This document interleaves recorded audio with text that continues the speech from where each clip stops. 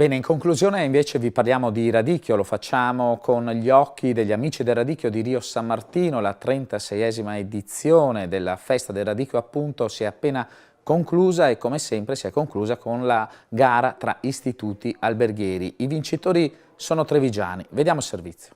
Gran finale per la 36esima festa del radicchio di Rio San Martino con la 10ª edizione del concorso enogastronomico tra gli istituti alberghieri del Veneto. Tra i 20 giovani chef in gara a trionfare sono stati i ragazzi dell'Istituto Maffioli di Castelfranco Veneto, che hanno stupito la giuria con i loro piatti dedicati alla valorizzazione delle eccellenze del territorio. Io vorrei fare prima di tutto un complimento alle ragazze che hanno partecipato perché si sono impegnate moltissimo.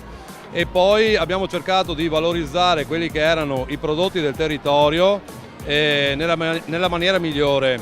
Loro hanno preso il paniere questa mattina direttamente in fiera, quindi complimenti vivissimi. Studenti castellani che si sono affermati anche nella categoria cocktail, conquistando la prima edizione del premio Ambra Rossa San Gabriel, dedicato al miglior miscelato a base di birra. La birra è, diciamo, fra virgolette, una brutta bestia, difficile da abbinare.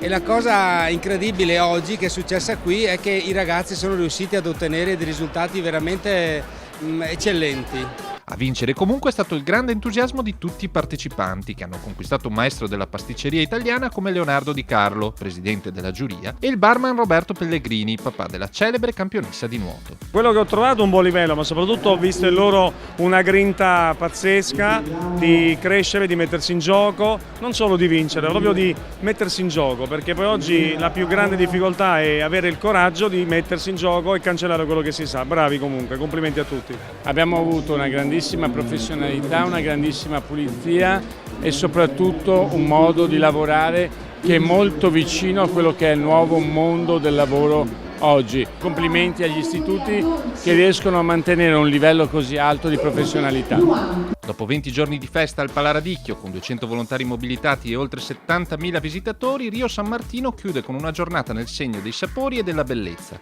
con una splendida madrina d'eccezione, il popolare volto televisivo Veronica Maia. Io vengo dal mondo della ristorazione perché mio padre è da sempre un ristoratore e allora anche se oggi nella vita faccio altro, però quando mi trovo a parlare di food, quando mi trovo a confrontarmi con i ragazzi degli istituti alberghieri o quando mi trovo in kermesse enogastronomiche con tanti chef stellati o no, non importa, maestri pasticceri, sento veramente che quello è il mio mondo, ci sto bene, mi piace farlo e al di là del lavoro è una passione mia personale.